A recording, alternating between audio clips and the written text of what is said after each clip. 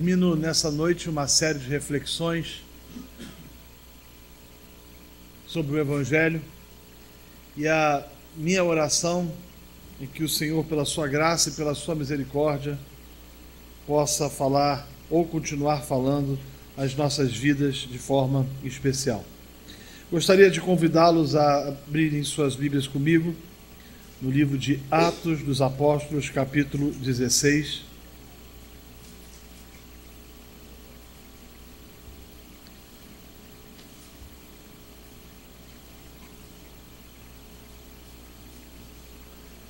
Atos dos Apóstolos, capítulo 16. Nós vamos ler a partir do verso 6 e o faremos até o versículo de número 31. Um texto longo, mas julgo que de extrema necessidade que façamos a leitura da palavra do Senhor de forma mais extensa. Para tanto, gostaria de convidar você a colocar-se de pé e acompanhar comigo. Eu vou ler e você acompanhasse atentamente a leitura desse texto do livro de Atos, que diz: E percorrendo a região frígio-gálata, tendo sido impedidos pelo Espírito Santo de pregar a palavra na Ásia, defrontando Mísia, tentavam ir para a Bitínia, mas o Espírito de Jesus não o permitiu. E tendo contornado Mísia, desceram a Troade. À noite sobreveio a Paulo uma visão, na qual um varão macedônio estava em pé e lhe rogava, dizendo: Passa, Macedônia, e ajuda-nos. Assim que teve a visão, imediatamente procuramos partir para aquele destino, concluindo que Deus nos havia chamado para lhes anunciar o Evangelho. Tendo, pois, navegado de Troade, seguimos em direitura a Samotrácia, e no dia seguinte a Neápolis, e dali a Filipos, cidade da Macedônia, primeira do distrito, e colônia. Nessa cidade permanecemos alguns dias. No sábado saímos da cidade para junto do rio, onde nos pareceu haver um lugar de oração. E assentando-nos, falamos às mulheres que para ali tinham concorrido. Certa mulher, chamada Lídia, da cidade de Tiatira, vendedora de púrpura, temente a Deus, nos escutava. O Senhor lhe abriu o coração para atender as coisas que Paulo dizia. E depois de ser batizada, ela e toda a sua casa nos rogou, dizendo: Se julgais que eu sou fiel ao Senhor, entrai em minha casa e aí ficai. E nos constrangiu a isso. Aconteceu que, indo nós para o lugar de oração, nos saiu ao encontro uma jovem possessa de espírito adivinhador, a qual, adivinhando, dava grande lucro aos seus senhores. Seguindo a Paulo e a nós, clamava, dizendo: Estes homens são servos do Deus Altíssimo e vos anuncio o caminho da salvação. Isso se repetia por muitos dias. Então Paulo, já indignado, voltando-se, disse ao Espírito: Em nome de Jesus Cristo, eu te mando, retira-te dela. E ele na mesma hora saiu. Vendo os seus senhores que lhe desfizera a esperança de lucro, agarrando em Paulo e Silas, os arrastaram para a praça, à presença das autoridades, e levando-os aos pretores, disseram: Esses homens, sendo judeus, perturbam a nossa cidade, propagando costumes que não podemos receber nem praticar, porque somos romanos. Levantou-se a multidão unida contra eles, e os pretores, rasgando-lhes as vestes, mandaram açoitá-los com varas, e depois de lhes darem muitos açoites, os lançaram no cárcere, ordenando ao carcereiro que os guardasse com toda a segurança. Este, recebendo tal ordem, levou-os para o cárcere interior e lhes prendeu os pés no tronco. E por volta da meia-noite, Paulo e Silas oravam e cantavam louvores a Deus, e os demais companheiros de prisão escutavam. E de repente sobreveio tamanho terremoto que sacudiu os alicerces da prisão, abriram-se todas as portas e soltaram-se as cadeias de todos, e o carcereiro despertou do sono. E vendo abertas as portas do cárcere, puxando da espada, ia suicitar-se, supondo que os presos tivessem fugido. Mas Paulo bradou em alta voz: Não te faças nenhum mal, que todos aqui estamos. Então o carcereiro, tendo pedido uma luz, entrou precipitadamente e trêmulo, e prostrou-se diante de Paulo e Silas, e depois, trazendo-os para fora, disse: Senhores, que devo fazer para que seja salvo? Responderam-lhe: Crê no Senhor Jesus, e serás salvo, tu e tua casa. Podeis assentar.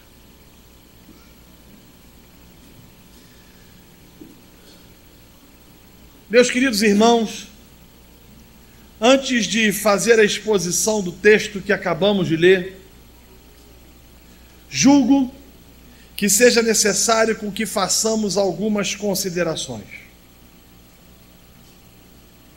As Escrituras nos mostram que nesse momento histórico, Paulo tensionava ir em direção à Ásia Menor, provavelmente a cidade de Éfeso. Na verdade, desde um determinado momento da vida do apóstolo Paulo, ele se sentia impulsionado em pregar o evangelho num lugar até então que ele não tinha anunciado e proclamado. E boa parte dos intérpretes acreditam que Paulo já tinha em mente aqui o desejo de pregar as boas novas da salvação eterna em Éfeso. No entanto, o texto que eu e você acabamos de ler nos mostra que por 2 vezes o Espírito do Senhor não permitiu com que Paulo atingisse o seu objetivo. Ou seja, Deus interrompe a Paulo, Deus bloqueia Paulo. Ainda que o desejo de Paulo fosse absolutamente lícito em pregar o evangelho e anunciar as boas novas, as Escrituras nos mostram que o Senhor se interpõe entre Paulo e sua vontade, impedindo com que ele se dirigisse à cidade de Éfeso. O texto diz que Paulo teve uma visão de um varão macedônio que de forma dramática lhe pedia que passasse a Macedônia e o ajudasse. E o texto é claro em afirmar que Paulo, juntamente com os que ele estavam, concluíram que Deus estava mudando o rumo de suas vidas, tirando o desejo do seu coração daquele momento de dirigir-se à Ásia, dirigindo-se ou dirigindo diretamente ou levando diretamente à Europa e especificamente à cidade de Filipos. Filipos era a capital da província romana chamada Macedônia, localizada em um território que hoje pertence à Grécia.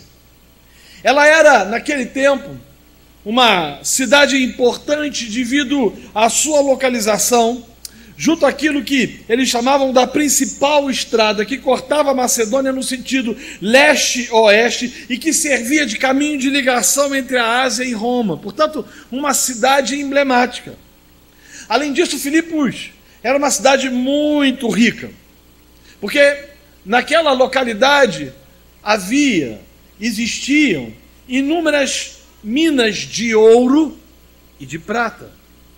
Se não bastasse isso, nos templos existentes em Filipos, era comum você encontrar cultos às divindades romanas, como Júpiter, Juno e Marte.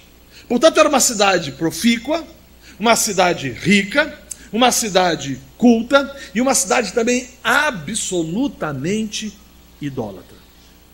Essas considerações feitas, permita-me extrair do texto que acabamos de ler lições práticas da vida de Paulo e de como ele glorificou a Deus na chegada do Evangelho à Europa. Em primeiro lugar, Paulo, meus irmãos, glorificou a Deus quando, mesmo diante da sua vontade, decidiu obedecer e fazer a vontade do Senhor. Isso em Paulo é impressionante. A capacidade dele de discernir, de entender que a vontade de Deus é boa, perfeita e agradável, se faz presente em toda a sua trajetória. Você vê Paulo e até em determinados momentos de sua história questionando a Deus o porquê, mas todavia quando ele recebe da parte do Senhor respostas às suas indagações, ele cala, ele se aquieta de tal forma porque ele tem o entendimento e a compreensão que Deus sabe sempre o que é melhor. E aqui de fato havia esse desejo de pregar o Evangelho na Ásia, era algo que estava eminentemente nas entranhas de Paulo, mas ele percebe que Deus estava barrando o seu caminho, de que Deus estava impedindo com que ele fosse e o dirigia para outro lugar, e ele não titubeia em obedecer ao Senhor. Paulo discerne, compreende que nem tudo aquilo que é no Senhor, é do Senhor. E há uma diferença singela nisso. Você pode fazer alguma coisa no Senhor, e os motivos e as motivações talvez sejam as melhores possíveis, mas isso não significa necessariamente que aquilo seja do Senhor. Ou seja, que aquilo esteja sendo dirigido pelo Senhor para aquele determinado momento da vida. E Paulo entendia absolutamente, e ele já tinha vivido isso inúmeras vezes, e até depois escreveu, quando ele afirma que se Deus é por nós, quem será contra nós? Em contrapartida, ele também compreendia que se Deus for por nós, ou melhor, se Deus for contra nós, quem será a nosso favor? Paulo glorifica a Deus, quando mesmo diante da sua vontade, ele decide obedecer e fazer a vontade do Senhor. Que lição fantástica!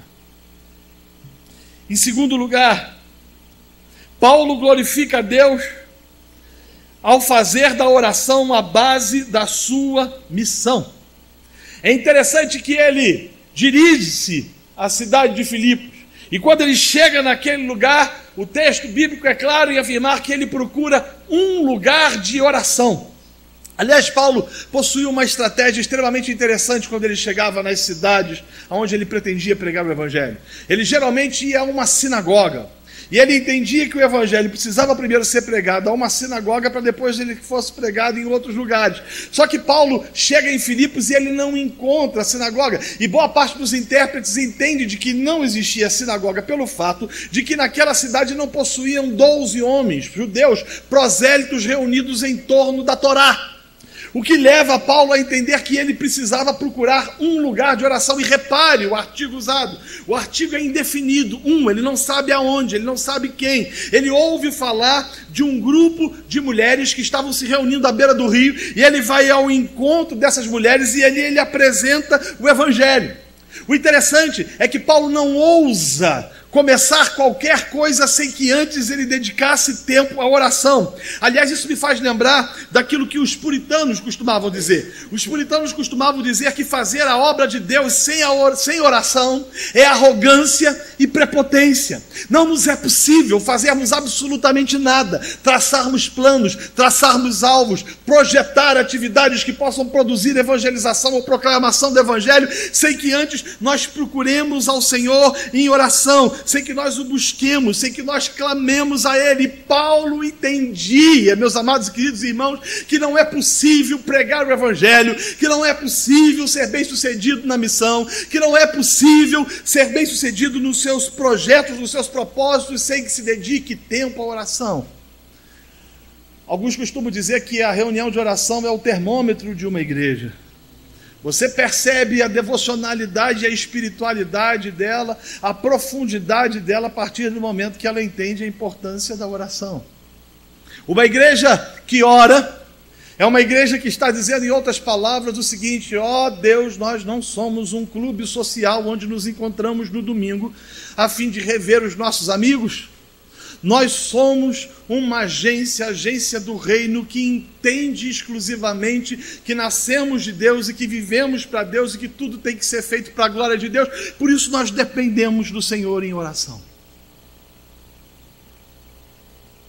Terceiro lugar, Paulo glorificou a Deus quando mesmo em lutas e batalhas espirituais ele confiou no Senhor.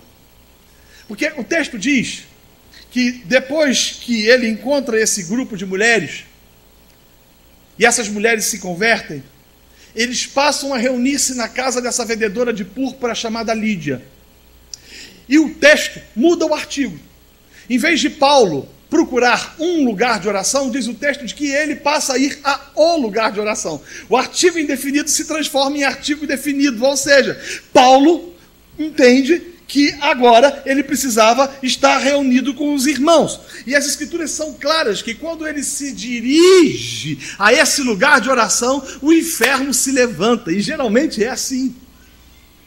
Toda vez, meus amados e queridos irmãos, que uma igreja resolve orar e clamar diante de Deus, e confessar seus pecados, e se humilhar diante do Todo-Poderoso, e clamar por sua bondade, por sua benignidade, por sua misericórdia, seja lá o que for, tenha a absoluta certeza que nós enfrentaremos batalhas hercúleas. E o texto que nós lemos diz que uma menina possuída por um demônio ou por entidades malignas, por demônios, toda vez que Paulo passava com aqueles que com ele estavam, diziam: estes são servos do Deus Altíssimo que vos anunciam a verdade. E eu estou parafraseando o texto, até que num determinado momento, Paulo, indignando-se ou indignado com aquilo, ordena aos demônios, ou ao demônio que saia daquela menina, e ela fica absolutamente liberta. Só que a libertação daquela menina traz consequências seríssimas a Paulo. O texto diz que aqueles que exploravam aquela moça, indignados, frustrados, porque sua esperança de lucro tinha sido desfeita, resolve levar Paulo, juntamente com os seus, à praça pública e os entrega aos pretores. E as Escrituras afirmam que os pretores levam Paulo, juntamente com Silas, para a cadeia, para a prisão. O interessante é que você não percebe nesse texto, em Paulo, ou naqueles que com ele estavam, nenhuma supervalorização do diabo e dos seus asseclas. É interessante que você não vê Paulo enfatizando ou tratando especificamente do poder do inferno, ou da ação maligna, ou das elucubrações do diabo, seja lá o que for. Você não vê Paulo dizendo ou fabricando achismos humanos fundamentados em conceitos equivocados de como expulsar ou amarrar ou lidar com questões da batalha espiritual. Paulo não perde tempo com isso. Você não vê Paulo dedicando-se um momento sequer. Lucas não traz absolutamente nenhuma definição de que Paulo gastou tempo supervalorizando o diabo. Não há isso. Havia em Paulo a certeza de um Deus soberano que governa, que controla, que domina todas as coisas, que o fazia entender que até mesmo diante das adversidades e das provações, Deus estava no controle. Havia em Paulo o entendimento de que, ainda que ele estivesse enfrentando batalhas hercúleas contra o adversário das nossas almas, Deus estava no controle. E é interessante, meus amados e queridos irmãos, que os demônios, ou o demônio dizia: estes são servos do Deus Altíssimo, e Paulo fica indignado com aquilo. Sabe por quê? Porque Paulo entendeu ou entendia que ele não podia receber glória de demônios. Paulo não aceitava a honra de homens, quanto mais do inferno. Isso é fantástico. Isso se contrapõe à gospelização do nosso tempo, de pastores, de ídolos, de showmans, de músicos que querem, que amam o glamour, e que, quando são reverenciados por uma geração, ficam extasiados em estado de perplexidade, achando que são os caras. E quando a gente olha para um apóstolo, um verdadeiro apóstolo, e esse é, de certa forma, entre aspas, honrado por demônios, recusa a honra porque entendia que a honra é dele, a glória é dele, o louvor é dele. Paulo não aceitava a honra de homens, quanto mais de demônios. Isso se deve pela sua percepção teológica de quem nós somos.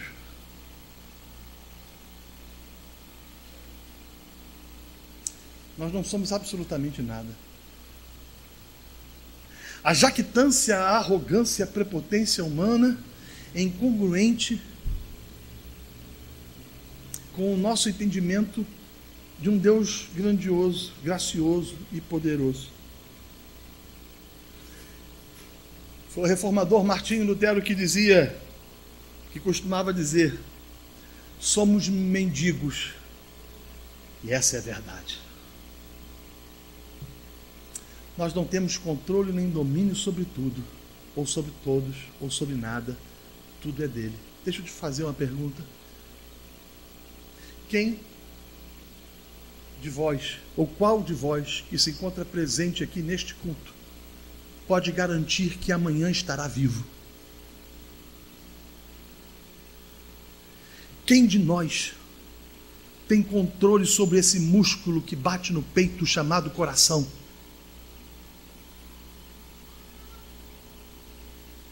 Nós não somos nada. Eu gosto demais do étimo da palavra acordar.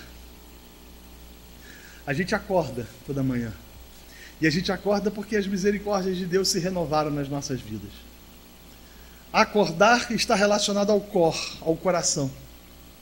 A gente acorda, os olhos se abrem porque o coração bate.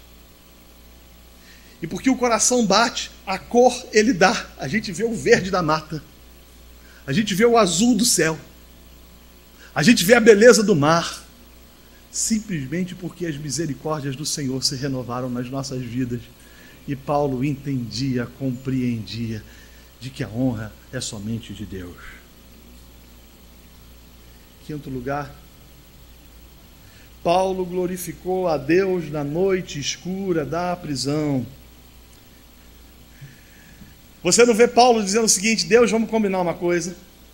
Eu estava indo para Éfeso, eu ia fazer a sua obra, o Senhor impediu com que eu fosse, o Senhor me trouxe para cá e agora eu estou vivendo uma situação absolutamente complicada, ipsilíteres, comendo pão que o diabo amassou. Isso não é justo, isso não é correto, isso não está certo, o Senhor errou comigo, o Senhor falhou comigo. Você não vê Paulo dizendo isso em nenhum momento, pelo fato claro e nítido de que Paulo não encarnou aquilo que nós chamamos no nosso tempo do espírito do coitadismo. Eu não sei se você já se deu conta, mas nós temos essa mania. Nós encarnamos ou vivenciamos as atitudes de uma hiena que tinha num desenho animado há muito tempo atrás, que vivia dizendo: ó céus, lembra disso? Ó vida, ó desgraça, nada dá certo, nada funciona. Paulo glorifica a Deus quando a prisão é mais escura. Paulo glorifica a Deus quando a prisão é mais densa. Paulo glorifica a Deus quando ele percebe que as coisas não estão funcionando da forma que ele gostaria, porque ele entendia, ele compreendia que o vitimismo é a antítese da maturidade cristã. Quando maduros somos, nós entendemos que Deus está no controle de todas as coisas, que Deus tem domínio sobre tudo, sobre todos, que Deus governa soberanamente e que Ele é até mesmo capaz de usar o diabo para fazer que a sua vontade prevaleça nas nossas vidas. Conta a história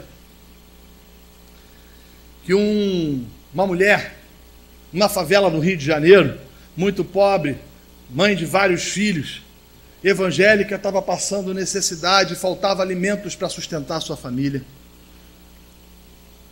E ela vai a uma rádio comunitária. E ela chega na rádio comunitária e faz um pedido. Ela fala: olha, pessoal, vocês me conhecem, vocês sabem da minha luta, e eu estou precisando da ajuda de vocês, porque está faltando arroz e feijão e fubá para alimentar minha família. Eu queria pedir que aqueles que pudessem trouxessem a rádio, deixassem aí na associação de moradores alguns quilos de mantimento para que eu pudesse alimentar meus filhos. Nisso, um adepto de uma outra perspectiva religiosa ouve aquilo e falou: mas essa não é aquela crente que vive dizendo que Deus é bom, que Deus é maravilhoso, que Deus é Senhor, que Jesus é o tal, e que só fala o tempo todo em Jesus, Jesus, Jesus, Jesus, e ela está nessa pindaíba. E ele chamou um funcionário dele e falou o seguinte: fulano, preciso que você faça um favor. Vá ao mercado e compre um carrinho de compras para essa moça. Não, um carrinho não, compra 2. 2 não, compra uma Kombi. E quando ela vê a Kombi chegando na casa dela e você tocar a campainha ou bater palmas, ela vê aquelas compras, ela vai fazer aquilo que os crentes fazem. Ela vai começar a dizer glória a Deus, até porque é pentecostal. E dito e feito, quando as compras chegaram, a mulher começou a glorificar, mas antes, o cara tinha dito para o seu funcionário: quando ela terminar de glorificar, ela vai perguntar para você: quem foi que mandou as compras? E você vai responder dizendo que foi o diabo. Eu quero ver a cara daquela crente. As compras chegaram, a mulher glorificou, louvou, exaltou, bendisse a Deus, fez tudo o que podia, e as compras sendo colocadas dentro de casa, e ela louvando e bendizendo ao Senhor. Ela já estava fechando a porta, quando o rapaz perguntou: mas a senhora não vai perguntar quem foi que mandou? E ela respondeu dizendo: quando meu Deus manda, até o diabo obedece. Ou seja, o Deus soberano governa até mesmo o inferno. E Paulo tinha essa certeza. Ele tinha essa convicção. E diz o texto que por volta da meia-noite ele canta. E aí que está. No meio da noite, quando a gente canta, os mares são espantados. No meio da noite, quando a gente louva, quando a gente exalta a Deus, alguma coisa acontece. Nós somos chamados para exaltar e para viver para a glória de Deus em todo momento. Nós não somos chamados para exaltar e glorificar a Deus somente no templo, na eclésia, quando juntos estamos reunidos. Nós somos chamados para glorificar a Deus na diáspora, quando estamos nas ruas, nas lutas, nas dificuldades, nos conflitos, nos problemas, ou diante de todas as perspectivas malignas que enfrentamos no nosso cotidiano. É ali que a gente canta, e Paulo começa a cantar, e eu não sei. Mas eu tenho a impressão, e quando chegar nos céus eu pretendo perguntar isso a Paulo, que ele cantou exatamente um texto de Romanos que diz: porque eu estou bem certo de que nem morte, nem vida, nem anjos, nem principados, nem coisas do presente, nem do porvir, nem poderes, nem altura, nem profundidade, nem qualquer outra criatura poderá separar-nos do amor de Deus que está em Cristo Jesus, nosso Senhor. E quando o louvor chega aos céus, os grilhões são partidos, porque o Senhor é glorificado. Paulo entendia, conhecia e confessava a existência de um Deus que controla tudo e que tem seus planos, e conforme a sua vontade soberana é capaz de até mesmo usar o diabo conforme os seus desígnios. Em sexto lugar, Paulo glorificou a Deus quando confiou que nas mãos dele todas as coisas se encontravam. Como seria diferente se nós agíssemos assim?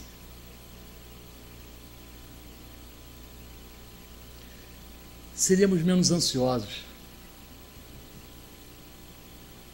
Os terapeutas costumam dizer que a ansiedade é mal desse século, e eles estão certos.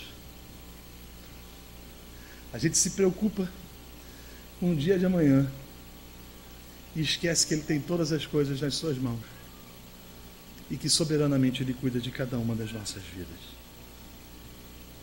Sétimo lugar, Paulo glorificou a Deus quando proclamou a maravilhosa mensagem do Evangelho. E se você for ver Atos 16, é exatamente isso que Paulo faz. Ele tudo passa, ele tudo suporta para pregar o Evangelho. Ele muda os seus planos para encontrar com uma mulher vendedora de púrpura, uma empresária da cidade de Tiatira. E diz o texto que o Espírito Santo abre o coração daquela mulher e ela é regenerada e salva. Ele tudo faz para que o Evangelho chegue na vida de moradores que serviam a Marte, a Júpiter, a Juno, na expectativa de que Cristo os transformasse. E isso estava acontecendo efetivamente na vida daqueles homens e daquelas mulheres daquela cidade. Ele tudo faz para que o Evangelho chegasse na vida de um carcereiro. Richard Baxter, famoso puritano, costumava dizer que as prioridades do pastor são pregar o Evangelho, ensinar as Escrituras e pastorear almas. Ele dizia enfaticamente que a primeira coisa que o pastor é chamado é para pregar o Evangelho. Agora, permita-me dizer o que não é o Evangelho. O Evangelho é uma mensagem desprovida de libertinagem. Você não vê Paulo anunciando o Evangelho, quer em Atos ou até mesmo nos relatos das suas epístolas, um cristianismo light, soft, agradável, palatável. Você não vê Paulo anunciando um Jesus paz e amor, ou um Jesus que não confronta o homem nos seus delitos e nos seus pecados, e que não os intima ao arrependimento. Não há espaço no Evangelho de Paulo para libertinagem, como também não há espaço no Evangelho de Paulo para mensagem legalista.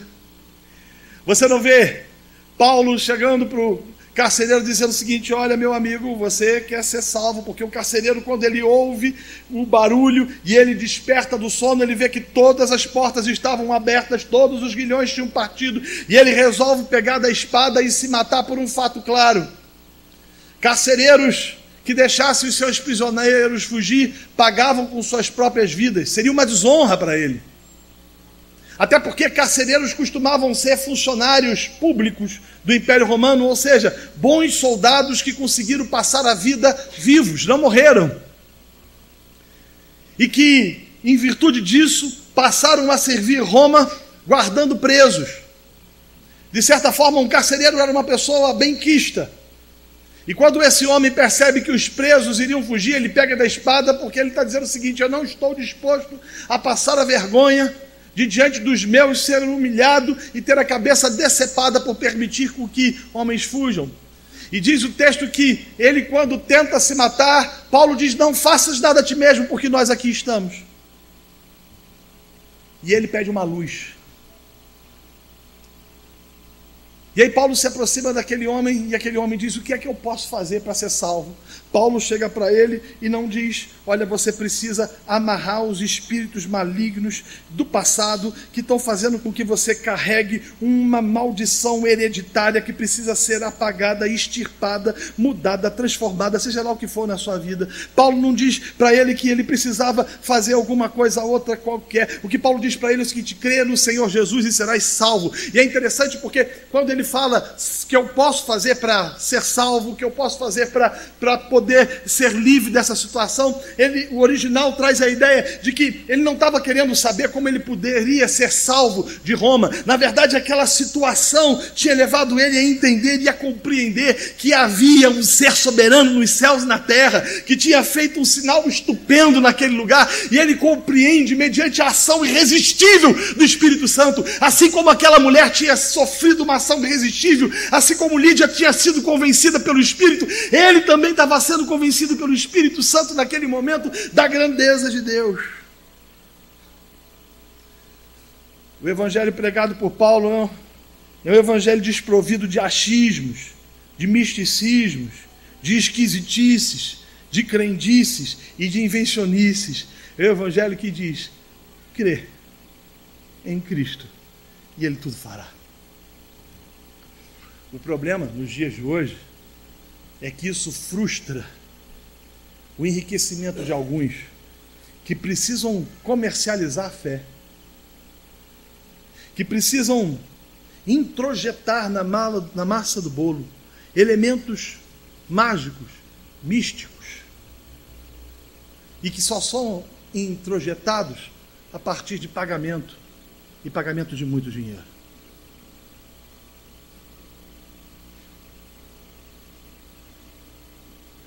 O Evangelho não é o oferecimento de alguns princípios que podem ajudar alguém a mudar de vida. Paulo chega para aquele homem e diz o seguinte: rapaz, olha, você vai mudar de vida, e vou te dizer mais, você vai prosperar, você vai crescer, você vai comprar uma biga nova.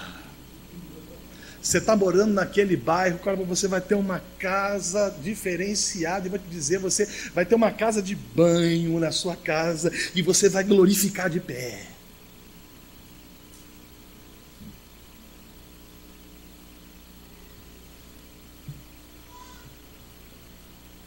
O Evangelho é a pregação inequívoca e inexorável de que a salvação se dá mediante a graça e pela fé em Cristo Jesus. Aquele homem estava morto em seus delitos e pecados. Ele estava a pedra mármore, no necrotério, espiritualmente falando. Mas Cristo lhe deu vida. A pergunta que eu vos faço: que evangelho nós temos pregado?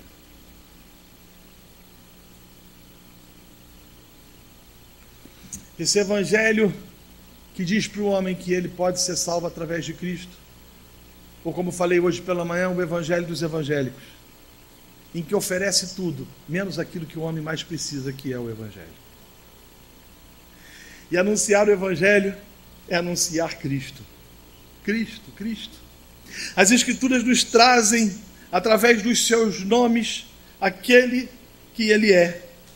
João diz que ele é o advogado, o Cordeiro de Deus, a ressurreição e a vida, o Senhor dos senhores. Mateus diz que ele é o Mestre. João também diz que ele é testemunha fiel e verdadeira. Paulo fala que ele é a rocha. O escritor de Hebreus nos afirma que ele é o sumo sacerdote. A porta, o que João fala, água viva, pão da vida. Cantares diz que ele é a rosa de Saron. A alfa e ômega, João afirma isso no Apocalipse. Videira verdadeira. Daniel diz que ele é o Messias. João diz que ele é o mestre. Paulo diz que ele é mediador, o amado, o verbo, a pedra angular. João fala que ele é o salvador, o autor e consumador da fé, aquilo que o escritor de Hebreus diz que seja o nosso Senhor, o todo-poderoso, Pai eterno, leão da tribo de Judá, o eu sou, o rei dos reis, o príncipe da paz, como diz Isaías, filho unigênito, maravilhoso, conselheiro, Deus forte, Pai da eternidade, o amém, rei dos judeus, o redentor, a brilhante estrela da manhã, o caminho,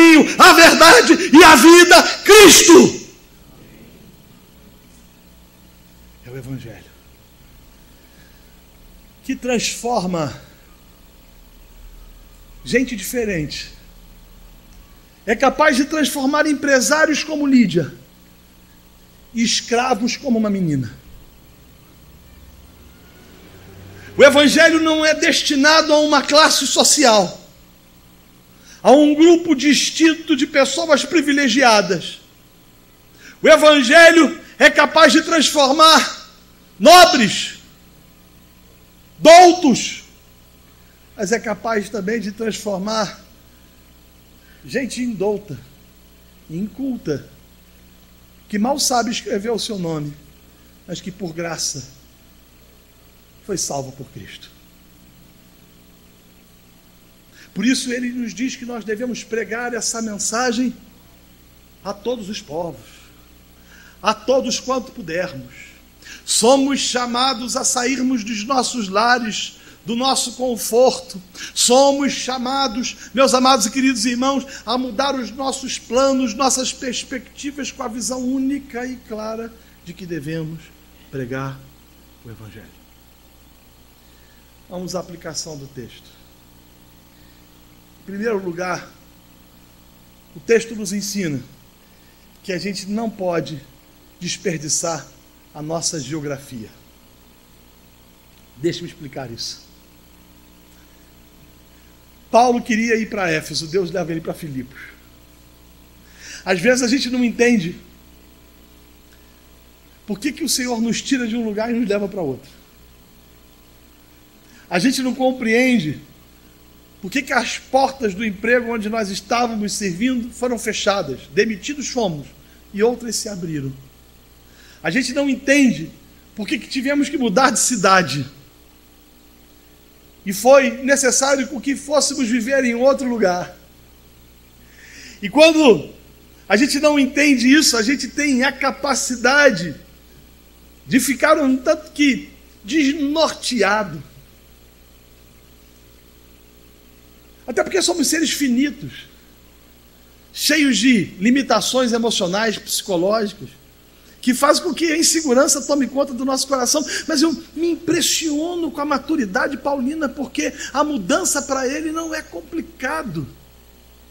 Ele entendia que não dá para desperdiçar a geografia.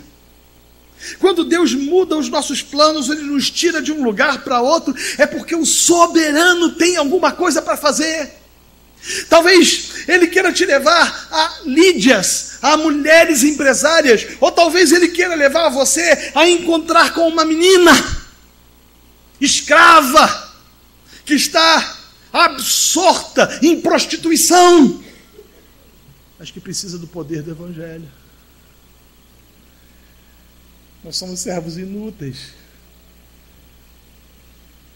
E não é a gente que define o que a gente tem que fazer na vida da gente, mas é Ele que define o que tem que ser feito na vida da gente, a fim de que a gente possa ser instrumento para que pessoas saiam do necrotério e encontrem Cristo.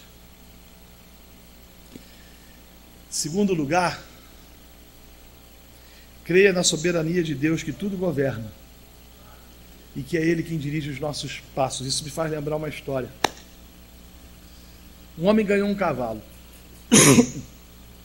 e alguém falou o seguinte para ele: que bênção, cara, você ganhou um cavalo, você é uma pessoa feliz, ditosa, porque ganhar um cavalo nos dias de hoje é um presente e tanto, rapaz. Um cavalo custa muito dinheiro, parabéns porque você ganhou um cavalo de presente. E ele respondeu dizendo: pode ser que seja bom, pode ser que seja ruim. Passaram-se alguns meses, o filho mais velho desse homem pegou o cavalo e foi galopar na pradaria. O cavalo se assustou com um corintiano que passava, e aí diz a história que o rapaz caiu e ficou paralítico. E alguém chegou para esse homem e disse: que maldição de cavalo, porque se você não tivesse recebido esse cavalo, o seu filho não tinha caído dele e ele com certeza não teria ficado paralítico. E ele respondeu dizendo: pode ser que seja bom, pode ser que seja ruim. Passaram-se 6 meses e o reino daquele homem entrou em guerra, e todos os jovens foram convocados para a batalha, menos o filho daquele que tinha ganho o cavalo. E alguém chegou para ele e falou assim: rapaz, que bênção de cavalo, porque se o seu filho não tivesse, ou melhor, se você não tivesse recebido o cavalo, seu filho não tinha caído do cavalo, e se seu filho não tivesse caído do cavalo, ele ia para a guerra como os nossos filhos foram, e ele talvez morresse como alguns dos nossos morreram. E ele respondeu dizendo: pode ser que seja bom, pode ser que seja ruim. A gente não enxerga nada que está na nossa frente. A certeza que a gente tem é que o Senhor governa todas as coisas. O Senhor não nos prometeu uma vida livre de lutas. O que Ele nos prometeu é que nós chegaríamos ao destino final. E Paulo tinha isso claramente. Terceiro lugar, pregue a Cristo aonde Deus te levar e a quem o Senhor mandar. Nós perdemos isso, sabe, irmãos? Nossa fé é em si mesmada. Nossa fé é uma fé focada nos nossos próprios problemas, nas nossas próprias preocupações. A gente vem para o culto com uma lista de pedidos, na expectativa de que Deus intervenha nas nossas misérias, e Ele até o faz porque Ele é bom. Mas nós perdemos o senso da missão. A gente perdeu o entendimento de que a gente é salvo com um propósito. E um desses propósitos é testemunhar do Evangelho. Não fazemos no nosso ambiente de trabalho. Na universidade nos calamos diante de professores que cismam em impor goela abaixo o marxismo cultural.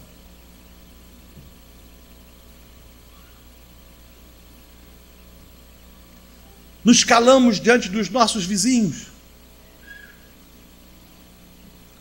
E talvez o façamos porque não entendamos que eles estão no necrotério, necros, mortos, sem Cristo, e que a consequência final deles será um inferno, caso não se arrependam dos seus pecados. Isso me faz lembrar de Jonathan Edwards, que escreveu um sermão fantástico que dizia: nós precisamos afugentar os pecadores do inferno. E só existe uma forma de fazer, que é pregar o Evangelho. Dr. Martin Lloyd Jones, ele dizia o seguinte: quando o evangelho é pregado, duas coisas acontecem.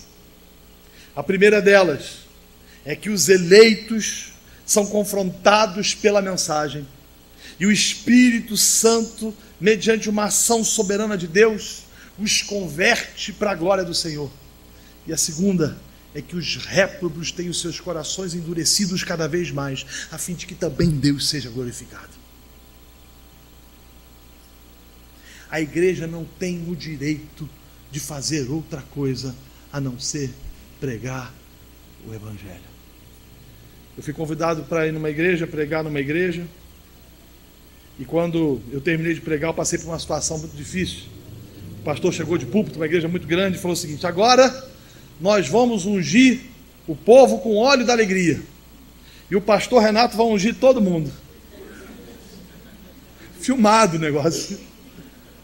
Eu subi, falei: meu irmão, me perdoe, mas eu não vou ungir ninguém com óleo da alegria. Isso não é o evangelho.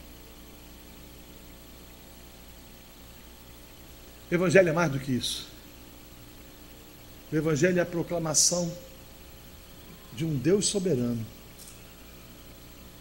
que enviou o seu Filho Jesus para morrer na cruz do Calvário, a fim de que o pecador fosse salvo e tivesse vida eterna.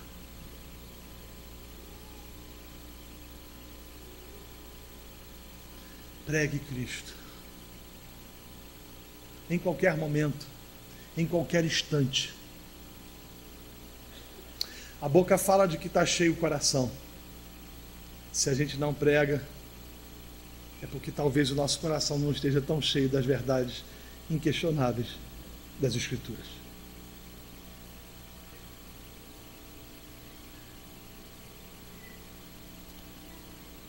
Quarto lugar, façamos tudo para a glória de Deus.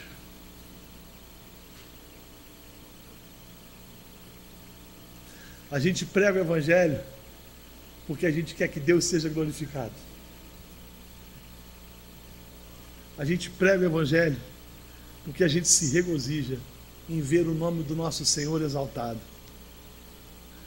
A gente prega o evangelho porque a nossa alma transborda de gozo por ver o nome do Eterno sendo adorado por aqueles que antes não o faziam, que estavam mortos em seus delitos e pecados, mas por graça foram salvos. Meu amigo Franklin Ferreira, ele tem uma frase que volta e meia eu estou meditando nela. Ele diz que nós somos uma geração que perdeu a consciência da beleza da glória de Deus. E é verdade. Somos chamados a viver uma vida integral, e é isso que em Paulo me encanta, porque Paulo não permite com que o dualismo, com que o sagrado e o profano se dividam, ou que exista essa dicotomia. Paulo vive a integridade da vida. Ele glorifica a Deus quando ele canta, mas ele glorifica a Deus também na prisão. Ele glorifica a Deus quando faz tenda em Éfeso, mas ele glorifica a Deus também quando ele edifica e planta e projeta igrejas de acordo com aquilo que o Senhor determinou que ele fizesse.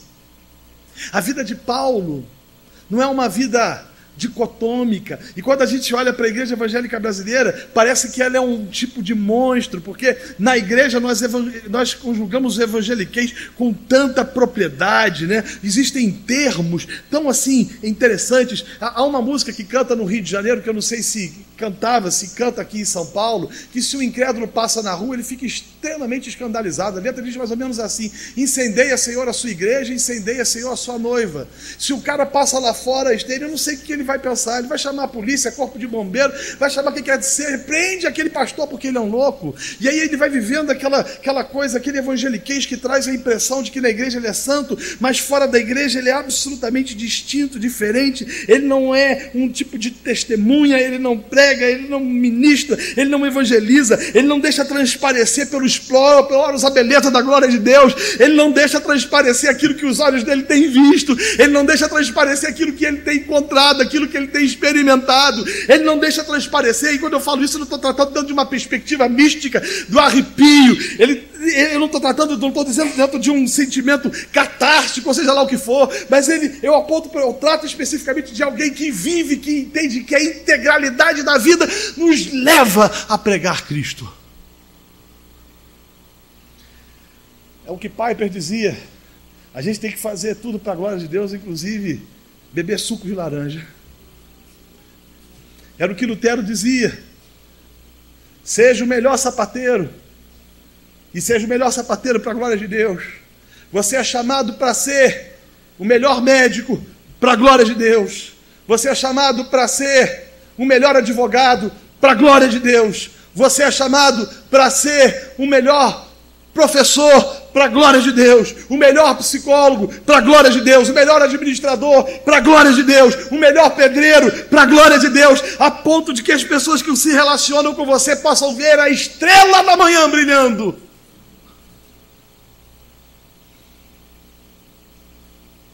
A estrela da manhã brilhando. Cristo. Cristo. Não há espaço para outro brilhar. Como a gente precisa aprender isso? E Paulo nos ensinou que se não se recebe honra de demônios, ou melhor, de gente, jamais deveremos receber honras de demônios. E tem tanta gente optando por receber honras de demônios nesse país.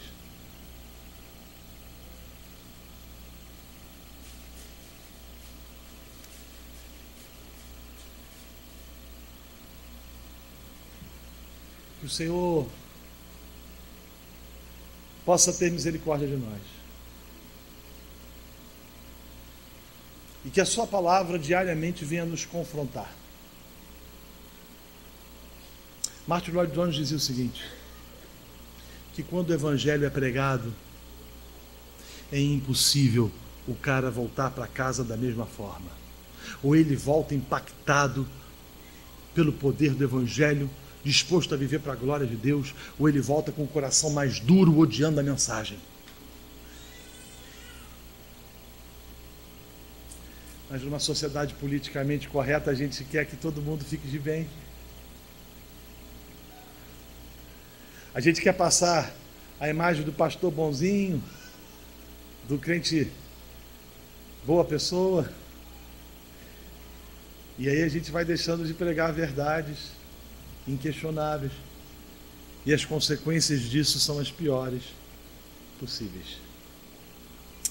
E eu termino mencionando uma frase de Lutero.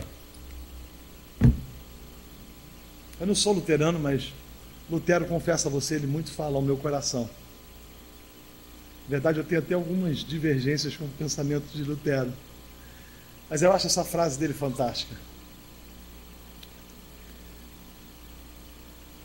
Ele disse, e eu falei isso ontem, que no dia do juízo vai haver menos rigor para um guarda de um prostíbulo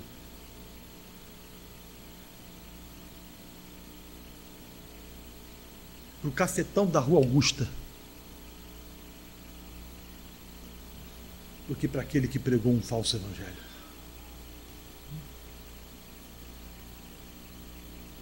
Isso deveria trazer temor e tremor na igreja brasileira. Coloquemos-nos de pé.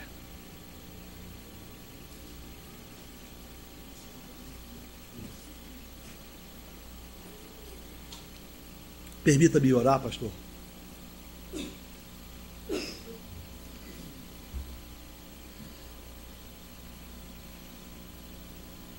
Essa música eu leio. Quando eu leio essa passagem, eu lembro da música do Estênio Tapeceiro. A gente não vê o tapete sendo costurado, né? mas ele está sendo, pelo Senhor soberano. Não desperdice a sua geografia. Ele é Senhor. Ó Deus, nós nos prostramos diante de Ti e pedimos que o Senhor tenha misericórdia de nós. Perdoa nossos pecados de negligência contra a pregação do Evangelho. Perdoa-nos porque nós não temos testemunhado como convém. Aliás, às vezes nem temos feito isso. Nossa preocupação conosco mesmo tem sido tão grande que a gente não se preocupa com aquele que está morto na pedra, com nécros. Muda isso nas nossas vidas e desperta-nos, ó Deus. Desperta-nos, ó Deus, para que sejamos testemunhas deste Evangelho. É a oração que fazemos em nome de Jesus. Amém.